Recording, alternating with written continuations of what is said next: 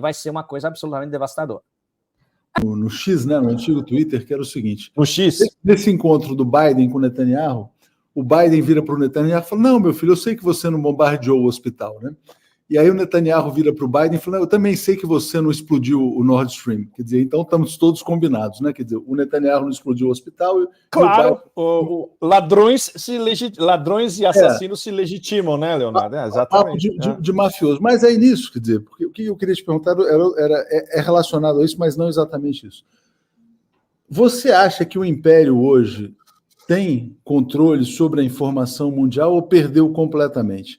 Porque porque o que está circulando agora, não, veja bem, Israel tentou transformar o ataque ao hospital numa disputa de narrativa, né? Primeiro você explode o hospital, aí depois você diz, olha, não dá para saber quem foi. Como assim não dá para saber quem foi, né? Enfim... Não, eles acusaram... Antes do não saber quem foi, Leonardo, eles acusaram diretamente com aquele vídeo, aquele áudio completamente estúpido, onde qualquer árabe que fala árabe e que conhece o dialeto de Gaza, os caras apontaram. Isso é completamente absurdo. É inventado. Como também era absurda a história dos 40 bebês decapitados. Dos 40 bebês decepados. Exatamente. Como as grávidas de Mariupol e tantas outras histórias aí fakes que circularam, o massacre de Bucha, tudo que aconteceu nessas guerras. Exatamente. Bom, a pergunta é, o Ocidente está conseguindo controlar a informação ou não mais? Eles estão perdendo terreno. É impressionante. Você tem acompanhado o Twitter, né? Pois é, e o X... Você livre, viu a avalanche no Twitter anti-narrativa israelense? É brutal. É brutal. É algo que você jamais poderia esperar no Twitter antigo. Aquele Twitter que expulsava pessoas. Hoje, no X... Pois é. O Elon Musk abriu, pelo menos, o X ao choque de narrativas. E você vê o choque de narrativas em tempo real no X o tempo todo. E, nossa, a não ser zionistas fanáticos ou americanos com bandeirinha de Israel dentro do Congresso, ninguém tem argumentos sérios para defender a depuração étnica e o mini-genocídio em andamento. Não sei se vocês viram uma entrevista absolutamente espetacular de um comediante egípcio pelo Piers Morgan. Piers Morgan, ele se outorga o papel de o grande entrevistador em inglês. Ele foi destruído ao vivo pelo comediante egípcio com um sarcasmo finíssimo, inclusive mostrando que o Piers Morgan mentiu para o seu público, porque o Piers Morgan defendeu a história dos 40 bebês decapitados. Mas isso está fazendo um carnaval tão grande. Isso é apenas um detalhe entre... Bom, ridicularizar os americanos, sem dúvida nenhuma. E as críticas pontuais e detalhadas de gente no terreno em Gaza, mostrando vídeos, fotos, depoimentos de todo o horror de Gaza em tempo real. Ou seja, eles estão começando a perder a batalha nas próprias plataformas americanas. Eu não sei no Facebook, porque o Facebook foi expulso já há 2 anos, e o Facebook é inconsequente, né? Agora, né? É inconsequente, não apita nada. O X é diferente, que o X tem um alcance global mesmo. E, evidentemente, no sul global, digamos, no sul global BRICS e no mundo árabe, não tem nem mais competição. Na China nem se fala. Na China, hoje me mandaram uma pesquisa na internet chinesa, no Weibo, a maioria absoluta, esmagadora, pró-Palestina, pró-sofrimento em Gaza, pró-Estado palestino. Na Rússia é mais nuançado porque tem um problema... Aquela lista de problemas que a gente estava dando agora há pouco, tem um problema da alta classe média, moscovita especialmente, e isso eu ouvi de alguns, face a face, em jantares, que eles são contra a operação econômica, desculpa, a operação militar especial, e eles são pró-Israel, essencialmente. Tem muita gente, por exemplo, na RT, que saiu da RT no início da operação militar especial, e alguns deles foram para Israel, Leonardo. Na Sputnik também. E isso eu estou falando de alta classe média russa, bem educada, que manda os filhos para estudar nas melhores universidades europeias e americanas. Então tem o choque ideológico dentro dessas camadas mais bem posicionadas, especialmente em Moscou. Isso não é algo que você vai ver na Sibéria, em Krasnoyarsk, em Krasnodar, no Mar Negro. Não. É um fenômeno moscovita. Mas é complicado, porque é o centro do poder. E isso influencia quem está em volta, né? Pepe, então olha só, quer dizer, eles perdem a batalha nas plataformas. Existem canais, quer dizer, que dão a narrativa verdadeira, como é o caso da Al Jazeera. Essa nossa manchete, desmontaram a tese do hospital. Sim. E você tem uma consciência global que vai se formando. A gente vê muito isso, por exemplo, na Europa, nesses mega protestos na Europa. Os mega protestos, sim. O Macron fala, estamos todos com Israel. A ministra Annalena Baerbock, na Alemanha, fala, nós somos agora todos israelenses. Aí a população sai às ruas e diz, não, nós somos todos palestinos. E toma porrada da polícia. Exatamente. O que se diria da Europa? Quer dizer, caiu a máscara da democracia liberal? Totalmente.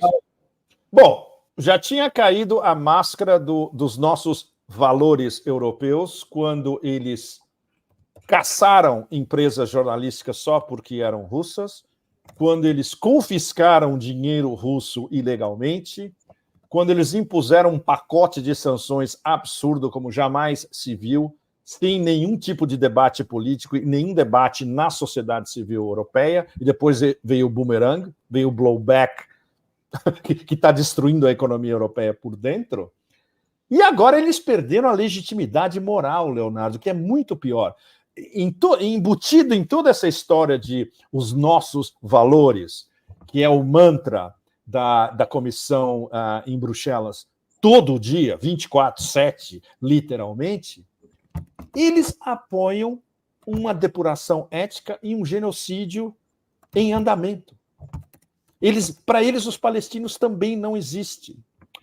Veja bem, para essas elites políticas, ao contrário das populações nas diferentes nações europeias, é completamente diferente. Por exemplo, adivinha quem estava no fórum de Pequim?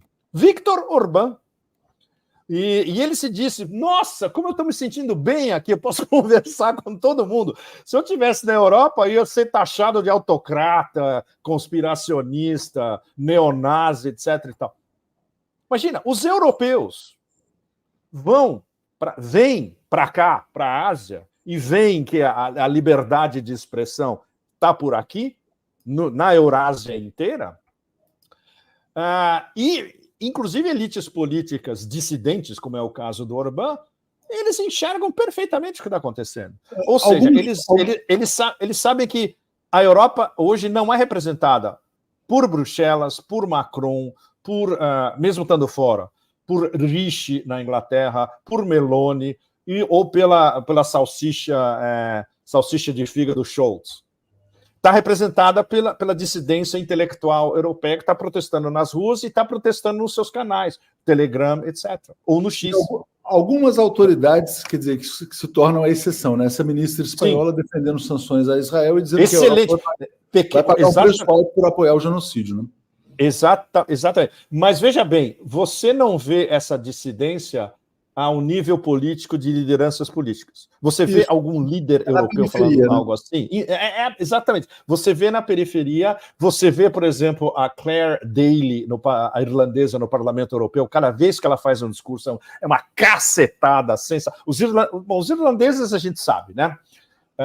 E sendo brasileiro, nós temos uma afeição natural pelos irlandeses porque eles entendem perfeitamente o que é uma opressão colonial na história deles.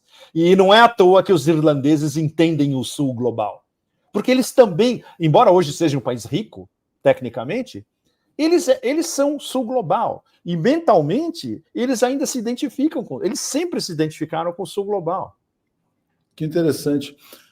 Bom, Pepe, e aí é o seguinte, quer dizer, a gente chega nesse contexto, quer dizer, o choque entre dois mundos, né? O Ocidente afundando completamente. E esse evento ontem, da resolução brasileira não aprovada, assim como a resolução russa. Sim. Eu queria te pedir uma reflexão, porque tem um aspecto muito interessante que comentaram, não tinha reparado mais cedo, mas me falaram. A embaixadora dos Estados Unidos na ONU é uma mulher negra, assim como o chefe do Pentágono é um homem negro. Né? Mas quando chega no frigir dos ovos, na hora H, eles estão com o colonialismo do mesmo jeito. Quer dizer, então, isso aí não está expressando para o mundo, desenhando, quer dizer, vamos dizer assim, a farsa dessa política da representação identitária? Bom, Norman Mailer, como muitos de vocês devem lembrar, ou se vocês não lembrarem, um dos maiores escritores americanos do século XX, pau a pau com Gore Vidal, o Norman Mailer os qualificava de white niggers, negros blancos. Isso aí diz tudo. Leiam o ensaio do Norman Mailer sobre the white niggers, que é a definição mais perfeita dos negros assimilados pelo sistema e que tem que se comportar como o mestre. São os escravos que saíram da plantação de algodão e foram morar na Casa Grande. E eles emulam o comportamento do mestre na Casa Grande. Um caso típico, embora ele não seja negro americano, o caso dele era mais complicado, porque por causa da ascendência queniana dele. E ele não se considerava um negro americano. Ele se considerava um negro branco, Obama.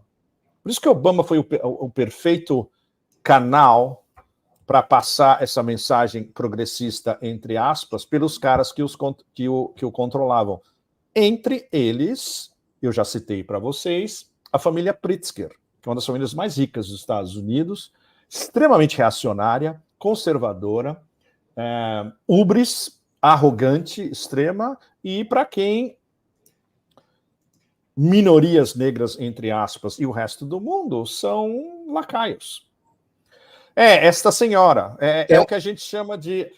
bom, os americanos, entre eles... Foi essa mão... Eles têm um desprezo enorme, Leonardo, por esse tipo de gente que se aproveita do que eles chamam de ação afirmativa, affirmative action. Ou seja, eles chegam a essas posições de poder de uma maneira muito mais descomplicada, digamos, do que um candidato normal, só pelo fato de que eles são negros. E isso é claro nos Estados Unidos. E visto de fora pode parecer racismo. Não.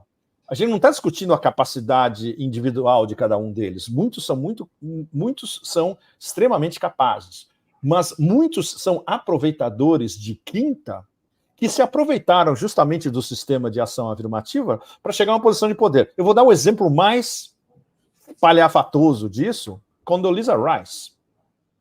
Condoleezza Rice chegou a uma posição importantíssima em Stanford, acadêmica, e depois secretária de Estado, sem nenhuma competência e sem entender nada de relações internacionais. Por quê? Ação afirmativa. Esta coitadinha que agora é a porta-voz da Casa Branca, eu tenho pena dela. Jean-Pierre, né? Karine Jean-Pierre. Coitada, ela é tão visível que ela está. Ela é um coelhinho cego perdido no meio da estrada e está vindo uma jamanta com farol alto em cima. Ela não tem ideia de nada. Nada, nada, nada. Você tem que ter pena dela. Mas ela chegou lá a uma posição extremamente importante. Ela é nada mais, nada menos do que o porta-voz do presidente americano, sem saber absolutamente nada.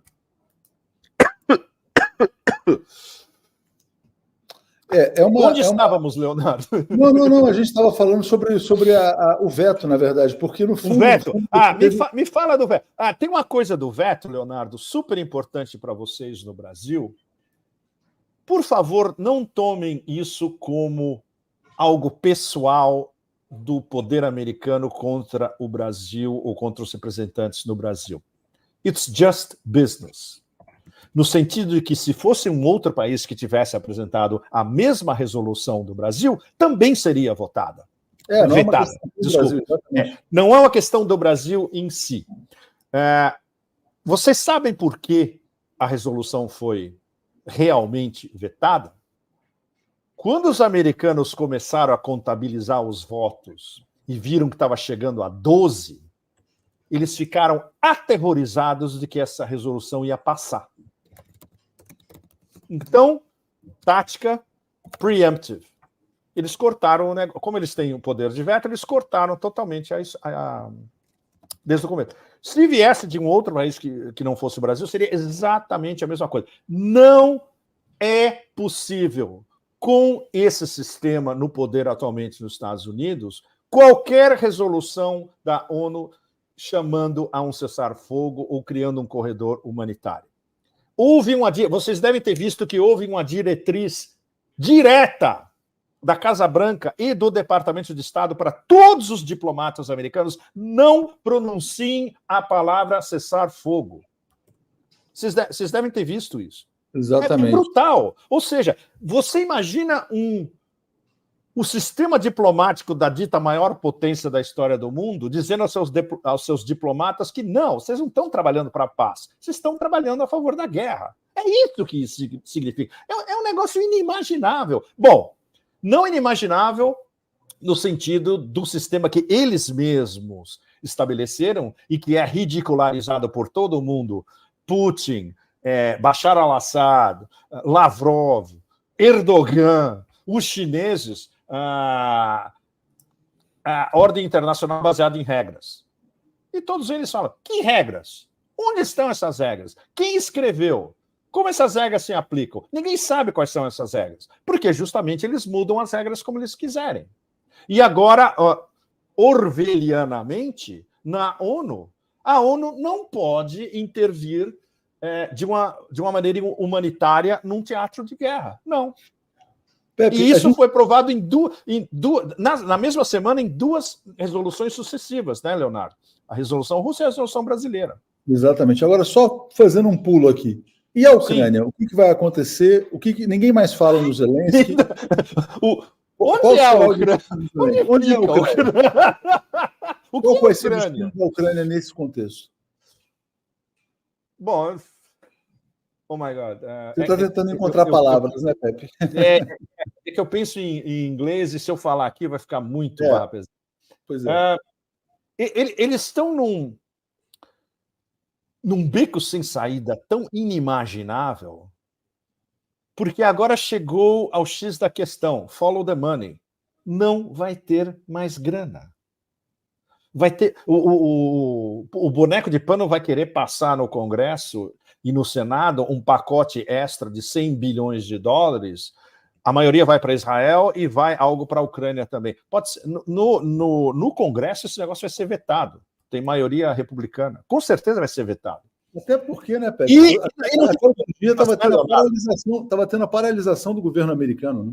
Quase paralisação do governo. Exatamente. Ou seja, eles estão olhando agora para a situação financeira deles, que é um negócio inimaginável em termos de descer a rampa, e eles não têm mais armas para mandar para a Ucrânia. Acabou. Não só eles não têm mais armas, como os europeus também não têm mais armas. Então é isso. É o que está lá. E as armas de 2º, 3º, 4º escalão que eles mandaram, e os caras vão ter que se virar com isso. Os russos estão observando como um urso fazendo um piquenique, comendo filé mignon, de longe. Zelensky precisa se cuidar, então, né, Pepe? Bom, mas não, mais uma vez, não é personalizado, é o sistema, né, Leonardo? Não, mas quando colapsa, né? Quando colapsa uma situação, quer dizer... Sim, é a gangue em Kiev que ele, teoricamente, comanda, e, principalmente, é o SBU. São os serviços de inteligência neonazis, todos controlados por neonazis. Esses caras estão vendo que vai chegar a hora da verdade mais cedo ou mais tarde. E não precisa nem ser um Kinzhal ou 4 ou 5 Kinzhals lançados pelos russos, agora em patrulha 24/7 no Mar Negro, anunciado pelo Putin ontem, no Jardim Chinês. Foi sensacional. Teve a entrevista do coletivo, a mini coletiva do Putin no final do fórum, né? E uma das coisas que ele falou logo de cara foi: olha, atendendo a um pedido das Forças Armadas Russas, eu autorizei o patrulhamento do sul do Mar Negro, mas também entrando no meio do Mar Negro. Bom, no leste é onde fica Sochi, por exemplo, mais ou menos relativamente tranquilo. E mais para o norte é Crimeia. Mas especialmente do sul do Mar Negro, de MiG-31, equipados com mísseis hipersônicos Kinzhal. Aí ele disse, isso não é uma ameaça. Ele falou 2 vezes, não é uma ameaça. É um recado. Qual é o recado? Muito simples. Todo analista militar sabe que um MiG-31 supersônico, carregando um Kinzhal hipersônico, o range, como é que chama? O alcance é de pelo menos 1.000 quilômetros do sul do Mar Negro até o leste do Mediterrâneo. Quem está estacionado neste momento no leste do Mediterrâneo? 2 aircraft carriers americanos, com todo o grupo de apoio. Basta um Kinzhal para afundar esse negócio e 2 Kinzhais para afundar todos. Ou seja, o recado está dado. Ou seja, esse recado pode ser lido em diversos níveis. No nível de guerra da Ucrânia, no nível deles tentarem alguma coisa no leste do Mediterrâneo anti-Gaza ou inclusive anti-Irã a longo prazo, assumindo que depois da invasão Hezbollah entre na guerra e o apoio iraniano começa a ficar muito mais, como é que chama, tácito e óbvio. A tática dissuasiva dos russos é extremamente simples. Olha, nós temos o que vocês não têm. Nós temos mísseis hipersônicos que podem ser equipados com ogivas nucleares. Vocês querem brincar com a gente? Está aqui. Nós demos uma mensagem. 2 vezes. 2 avisos. Mas esse é o problema, mais uma vez, Leonardo. Você está lidando com um bando de psicóticos. E, no caso Netanyahu, um genocida. Exatamente. Esses caras não têm limite. E isso a gente está ouvindo, Leonardo, dos melhores analistas americanos realistas. O Mearsheimer, com quem eu troco e-mails sempre, ele está falando nos podcasts dele que ele está preocupadíssimo, que a gente está chegando, a gente está no limite de estourar um negócio inimaginável por causa desses caras. Ou seja, a inteligência real política americana sabe do risco, porque eles não têm poder de decisão, eles são atualmente ou acadêmicos ou analistas, eles não interferem em política, em formação de política. Quem está controlando a política externa são esses psicóticos, os straussianos neocon psicóticos, etc. E os caras que dominam o Partido Democrata, porque sabem que sem Biden, que mesmo estando literalmente sem achar o caminho do banheiro, é a única coisa que eles têm, não tem um plano B, ninguém vai votar em Kamala Harris o ano que vem. Kamala Harris não sabe fazer uma frase que faça sentido, e eles não têm outro candidato. E o que é pior, o RFK Jr. saiu e vai concorrer como independente. E ele pode roubar votos dos 2 lados. Ele pode roubar votos do Trump e pode roubar muitos votos do Biden também. Ou seja, o desespero deles é estratégico, político, geoeconômico, diplomático, é total. E eles se encurralaram, no fundo. Isso não foi provocado pelo Sul global, não foi provocado pela China, não foi provocado pela Rússia. Eles criaram a sua própria cova. E não tem como sair. Exatamente. Ô Pepe, pegando esse comentário aqui da Agnaraci dizendo, o nazismo voltou com tudo, parece reencarnação. Você diria que o regime hoje que governa o Estado de Israel é um regime nazista, quando, por exemplo, o ministro da Defesa fala que os outros são animais, o primeiro-ministro quer expandir territórios, e as táticas de guerra que eles empregam, né? Por quê? A pergunta que eu quero te fazer é o seguinte, quer dizer, se a gente está assistindo a uma nazificação do Ocidente, quando o Ocidente todo adere a Israel. Estamos... Sim, eu acho que você colocou, acho que da maneira mais expressiva, concisa e direta, é um processo de nazificação do Ocidente inteiro, que a gente pode qualificar também de totalitarismo neoliberal. Bastante... os 2 conceitos se entrecruzam, na verdade. E é um processo de todas as elites. Esse processo na elite do Partido Democrata nos Estados Unidos é replicado nas elites europeias também. E no caso de Israel, é completamente desmesurado, porque envolve a legitimação de um genocídio e a exterminação de um povo inteiro. Isso é um negócio que a gente achava que tinha sido erradicado definitivamente depois de 1945. Não. Voltou. Ou seja, lembrando o grande comandante Fidel, acho que vocês todos lembram dessa, né? O fascismo vai voltar à Europa e dessa vez vai se chamar democracia. É um gênio. É um gênio absoluto. Ele matou a história décadas atrás. Eu acabei perdendo. Quem falou, Pepe, isso? Fidel. O Fidel. Sim, Fidel. Sim. É absolutamente brilhante. É absolutamente brilhante. Bom, não é à toa que o Putin é um enorme fã do Fidel. Xi Jinping também. O soft power do Fidel na Rússia China é um negócio absurdo. E com a garotada também. Fidel estudava na escola. Olha que interessante. Aliás, teve uma homenagem, se eu não me engano, teve um monumento ao Fidel que foi inaugurado na Rússia há algum tempo atrás, com a presença das autoridades. Teve. Sim. Eu não lembro, não sei se foi em Moscou, não lembro se foi em Moscou. Tem uns 3 meses, mais ou menos. Pepe, dá para a gente passar pelos comentários aqui? A gente tem uma meia hora. Por favor, eu vou pegar uma água. Passa pelos comentários. Vai pegar uma água.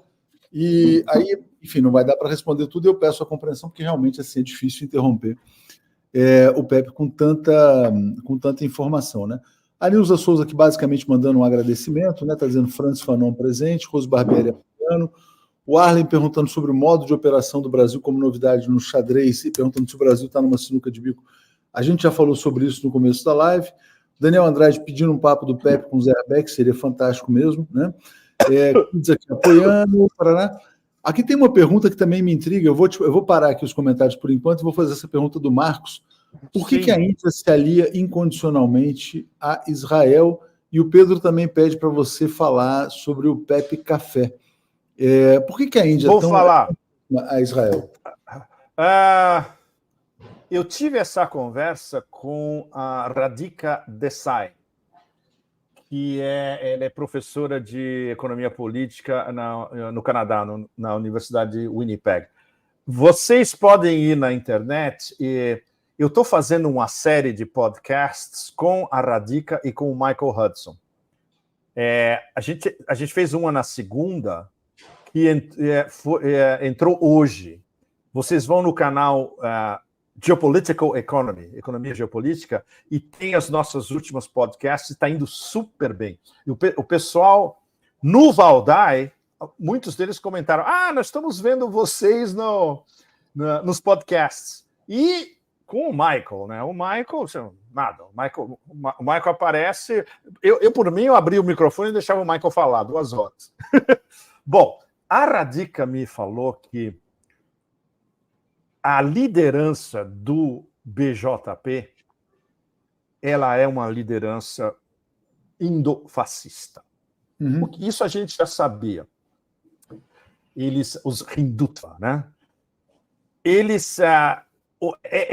e é muito interessante a organização do sistema, porque é um corporativismo, o Modi facilitando o corporativismo na Índia, muito semelhante ao que o Mussolini fazia durante o fascismo.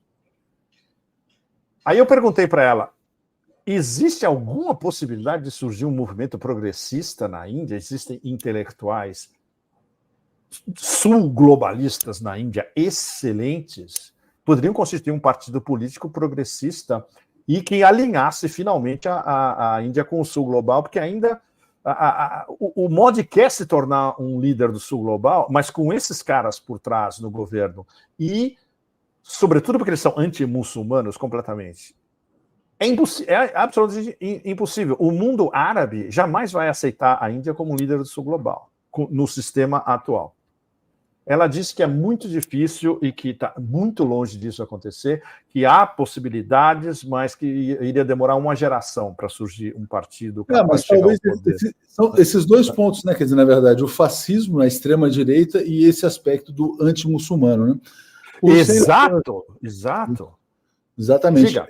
Aqui o Hussein falando da Claire Daly, que você já mencionou, tal. Nato está dizendo o seguinte, quer dizer, que a Rússia não vetou a resolução do Brasil, fez uma abstenção. O Eugênio Barreto perguntando se os países da Ásia já evoluíram em qualidade de vida, se podem ser referência para uma nova organização social. Aproveita então, fala um pouco sobre a Ásia, Pepe, sobre a qualidade de vida na Ásia e sobre o Pepe Café. Olha, um dia eu teria que passar uma live inteira para vocês explicando a qualidade de vida nas grandes cidades asiáticas comparada com o Ocidente. Eu cheguei aqui no começo da semana passada, aqui é a minha ex-casa, né? E eu tomei um choque comparando com os últimos meses que eu passei na Europa, antes de ir para a Ásia Central e depois para Moscou. Bangkok virou uma cidade, uma metrópole extremamente moderna, eficiente, que tem o melhor do mundo inteiro no estalar dos dedos. Para não falar de que é a capital gastronômica da Ásia, é aqui. Para não falar que, em termos de qualidade de vida, vegetação, a qualidade dos novos imóveis, etc. e tal, a circulação que melhorou muito por causa do metrô e do metrô aéreo, etc. e tal, é uma das cidades mais habitáveis do mundo inteiro. Eu diria que é a capital de coração dos asiáticos inteiros. Aqui tem comunidades do planeta inteiro. Semana passada eu estava num restaurante de Kerala, do sudoeste da Índia. Tem uma enorme comunidade de indianos residentes, de Sikhs, de japoneses que eram antes businessmen e depois se assentaram. Os europeus que vêm para cá não querem voltar nunca mais para a Europa. Ou seja, a qualidade de vida aqui é espetacular. E é inimaginável nas grandes cidades europeias hoje.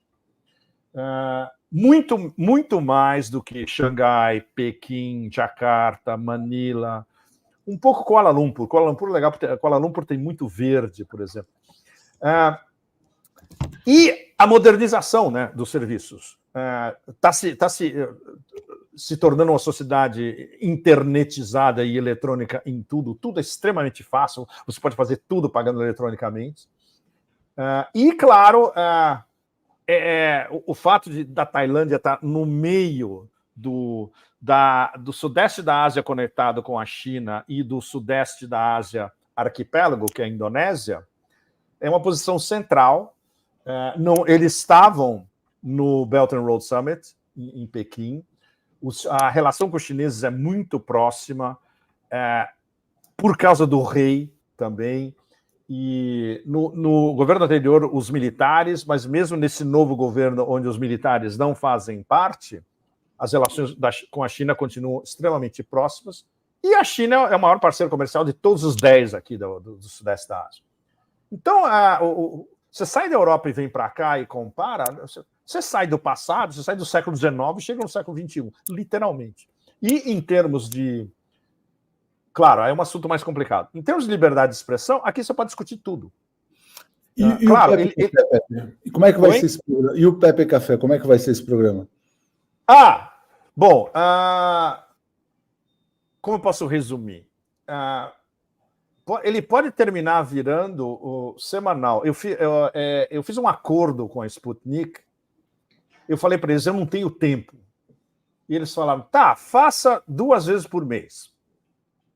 Eu fiz o primeiro e está indo muito bem. Em alguns dias chegou a 65 mil. Se o canal chegar a 100 mil, logo, o que é bem possível, aí no começo do ano que vem, acho que eu vou ter que pensar em fazer toda semana.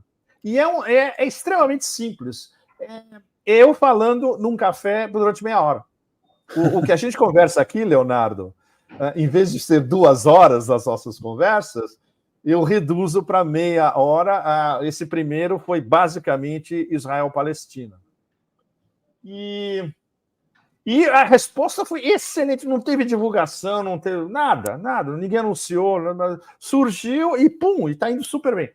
Então, meu problema, como sempre, é tempo. Então, dependendo do que acontecer, aí o ano que vem pode ser uma vez por semana. E as nossas conversas do 247, evidentemente, continuam 2 horas. Então, vocês vão ter 2 opções. Ou 2 horas aqui, ou meia hora lá. É isso aí. Vamos lá, Pepe. Muita gente aqui mandou comentário também. Que legal. Olha, e muito obrigado a vocês todos que foram lá, porque ninguém sabia desse. De um dia para o outro. Foi legal, porque acho que deve ter tido um boca a boca, né? A gente deu matéria aqui também, a gente divulgou. Vocês deram, né? Teve gente que me disse que soube por causa do 247. Então, olha, exatamente. Muito obrigado a vocês todos. Super legal. Rapidinho, eu vou passar por vários comentários aqui, já te devolvo a palavra aqui. O Kim dizendo, olha, Medvedev e Glazievski, como eles se inserem nesse contexto, não estão provocando a depreciação do rublo? Guilherme Ferraz, não. Tá, então já fala sobre isso, e o Guilherme Ferraz perguntando se os países europeus vão ao reboque dos neocons, Karlovic apoiando. Eles vão ao reboque dos democratas. Interessante. A Ana Luísa fazendo aqui uma pergunta ao peso da população árabe muçulmana da Europa na atual guerra contra os palestinos, que isso também é uma coisa muito interessante, né? Nossa. Essa extrema-direita que queria eliminar os árabes, os muçulmanos, ao mesmo tempo que é o trabalho barato, né? Não sabe o que fazer agora, né? Agora eles não sabem o que fazer. Exato. Bom, especialmente eu estou muito curioso para ver o desdobramento disso tudo na França, porque a França é um choque frontal entre um lobby zionista extremamente poderoso, o CRIF, na França, ele é tão forte na França como o AIPAC nos Estados Unidos. E você acompanhou... E eles policiam. Eles policiam todo mundo.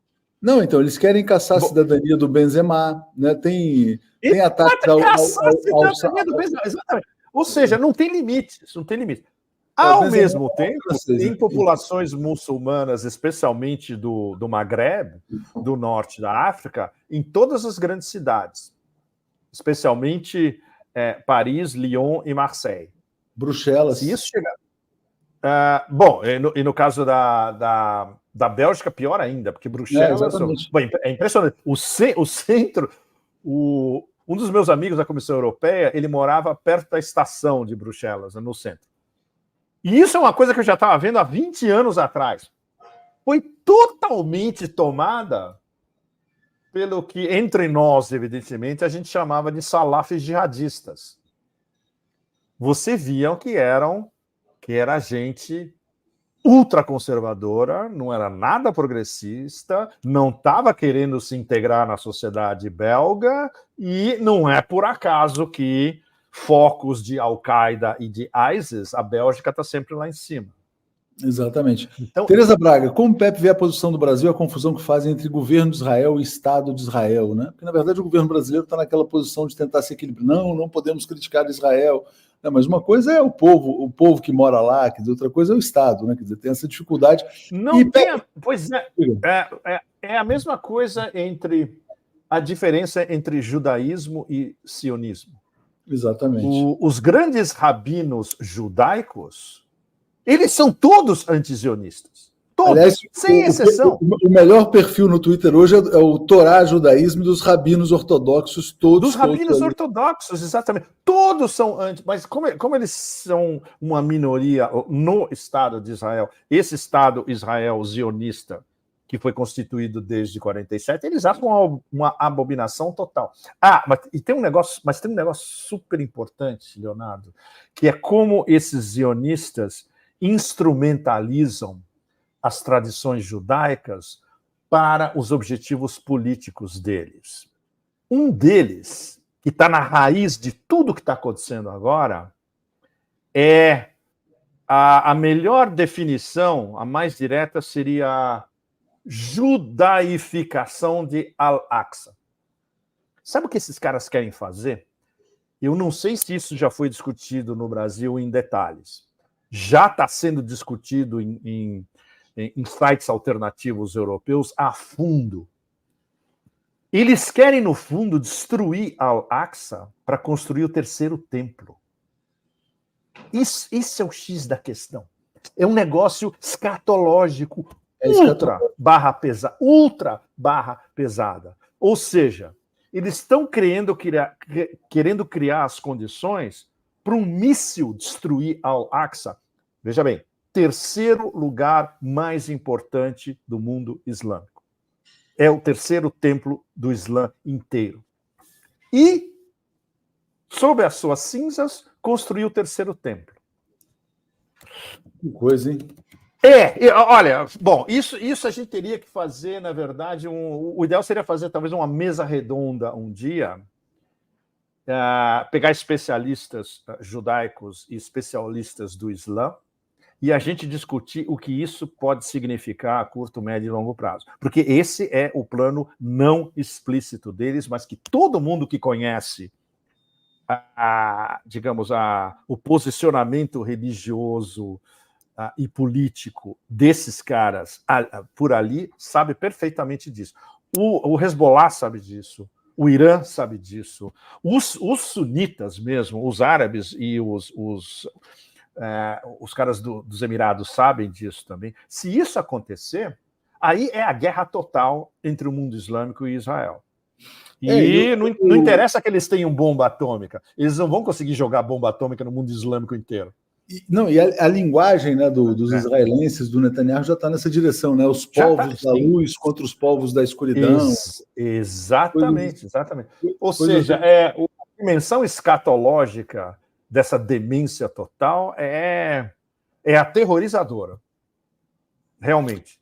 E só seria eliminada se zionistas radicais fossem expulsos do poder em Tel Aviv. O problema é que quando entram zionistas mesmo moderados, não tem muita diferença, Leonardo. E os moderados, quando você encontra com os moderados dos Estados Unidos, por exemplo, quando eu morava em Washington, eu encontrei vários desses caras no National Press Club em Washington. Eles iam lá e chamavam uma coletiva. Aí ia todo mundo. Eles não deixavam a gente fazer perguntas. E se a gente fizesse uma pergunta que fosse minimamente desconfortável, eles abandonavam a coletiva. Ou seja, é impossível conversar com essas pessoas. Um debate, como é que chama? Racional. Quando apareceu um movimento em Washington, eu esqueci o nome agora, quando eu lembrar eu digo para vocês, era J qualquer coisa, de judeus moderados, anti-zionistas, e que, inclusive, falavam que a única solução seria dois estados e um estado palestino independente, etc. E tal. Eles são aplastrados pelo lobby. Quando saiu o livro do Walt e do Mearsheimer, muitos de vocês devem lembrar. Em 2008, eles publicaram The Israeli Lobby, o lobby israelense, que causou uma polêmica gigantesca nos Estados Unidos. Dois dos melhores acadêmicos, você não tinha o que falar contra o Walt e o Mearsheimer, do sistema, respeitados, não antissemitas de jeito nenhum. Nossa! O sistema como um todo mediático americano proibiu se debater o livro do Walt e do Mearsheimer. É muito difícil, né? Muito difícil. Não, o jogo é muito pesado, inclusive aqui no Brasil também.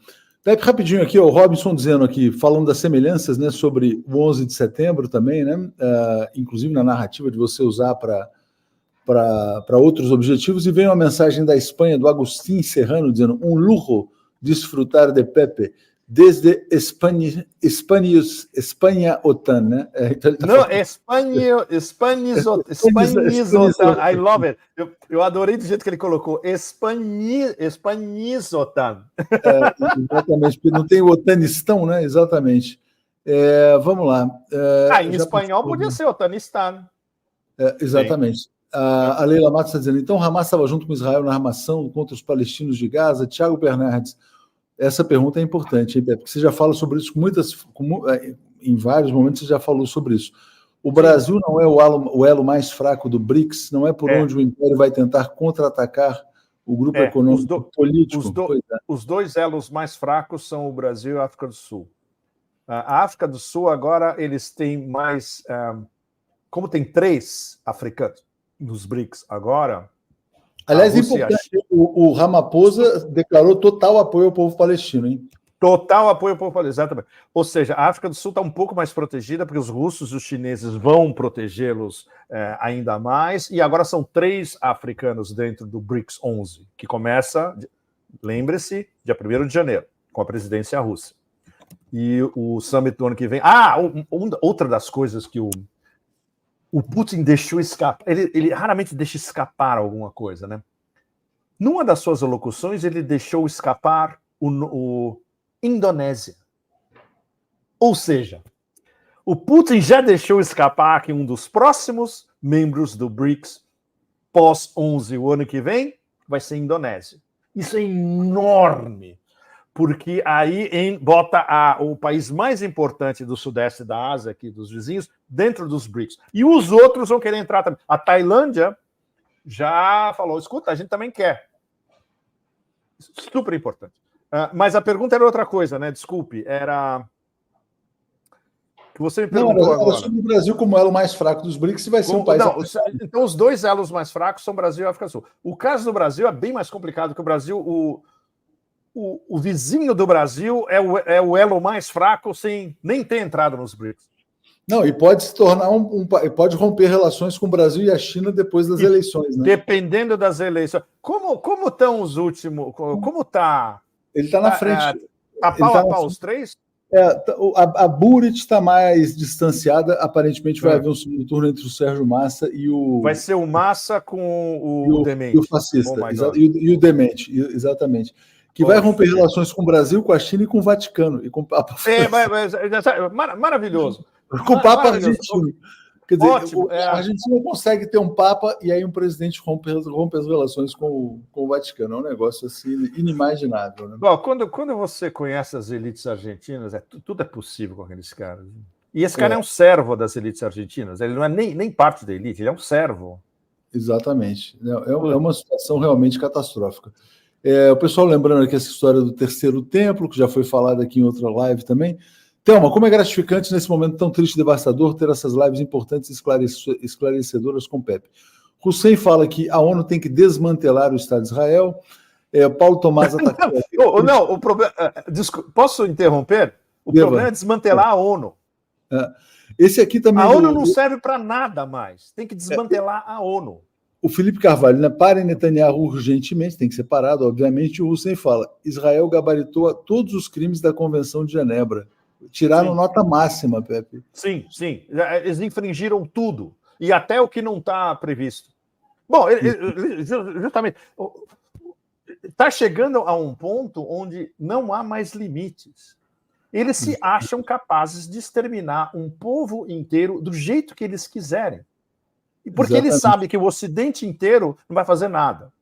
Ou seja, a responsabilidade agora está mesmo com as terras do Islã, que finalmente vão ter que, a gente chama get your act together, né? Tem que se juntar a sério, né? Então, você falou uma coisa que deixou muita gente intrigada no começo da live, eu vou trazer uma questão aqui. Primeiro, o Hélio Borgoni está dizendo que Biden é o herói dele, porque graças a ele veremos o mundo multipolar. O Pepe já dizia, a primeira live que ele fez aqui, quando da eleição do Biden, o Pepe falou, vai ser a última cavalgada do Império, né?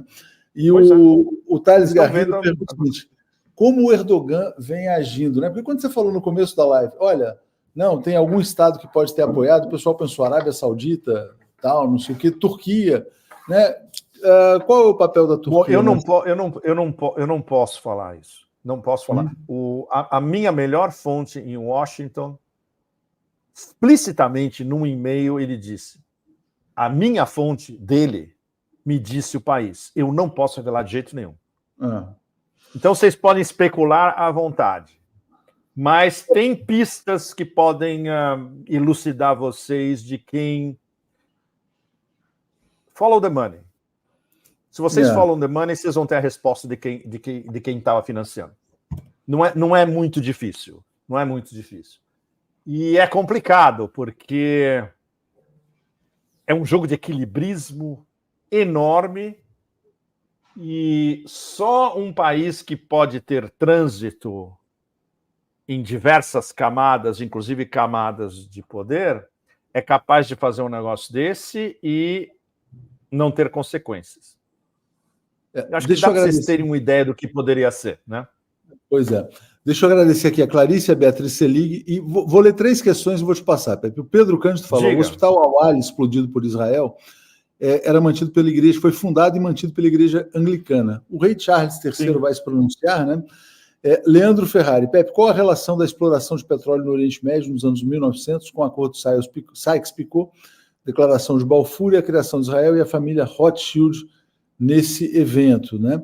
E o João Corolla... Os Rothschilds inventaram... A resposta curta dessa pergunta é excelente. Os Rothschilds inventaram Israel. Se você ler a declaração de Balfour, de 1917, vão lá em cima e ver para quem está endereçada a carta. Dear Lord Rothschild. Olha só. Simples. Eu republiquei a carta no meu Telegram. Se vocês forem no meu Telegram, tem uma cópia da carta. Tá lá. Simples. E não falei nada, eu só pus a carta. Todo mundo pode tirar suas conclusões. Simplíssimo. Olha que interessante, não sabia. Exatamente. 2 de novembro de 1917. De 1917. Vai lá. Aqui. Tá tudo lá, Leonardo. E termina aqui, ó. Yours, Arthur James Balfour. Exato. Yours. Yours, né? Na verdade, eu sou o seu mesmo. Olha o que. Olha. O yours foi muito bom. Olha que curiosidade. Eu até vou abrir aqui a declaração de Balfour. Isso, mostra para todo mundo. Isso é um dos documentos mais importantes do século passado. Sim. Exatamente. Aqui, ó. Parará. Aqui, ó, expressando a simpatia com a criação do Estado zionista de Israel, parará. A majestade, né, a rainha, não sei se era o rei, a rainha, né? O rei. Aliás, não era um rei, né? Era o His Majesty, né? Então estava ali. His Majesty. Agora, veja bem, tem o que não foi respeitado. Está claramente entendido que nada será feito para prejudicar os direitos civis e religiosos das comunidades existentes não judias na Palestina. Ou seja, a maioria palestina que habitava a Palestina na época. E os direitos dos políticos, além dos direitos e status políticos dos judeus em qualquer outro país. Claro, eles não respeitaram nada disso. Agora, o principal é que mostra a declaração para a Federação Zionista, que é exatamente o que eles estavam pedindo. E o Balfour facilitou. Muito simples. Muito triste, bem. Extremamente triste, mas pelo menos a história documenta, né? A história documenta.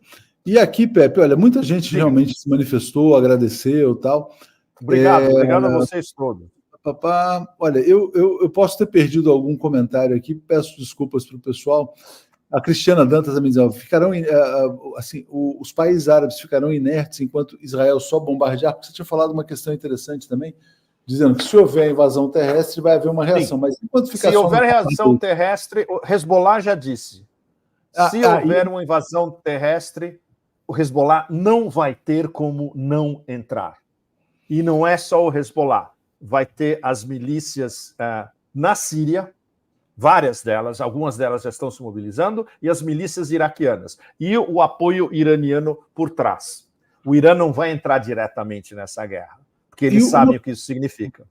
Uma pergunta do João Korovski Maia, eu nunca tinha ouvido falar do Bohemian Grove.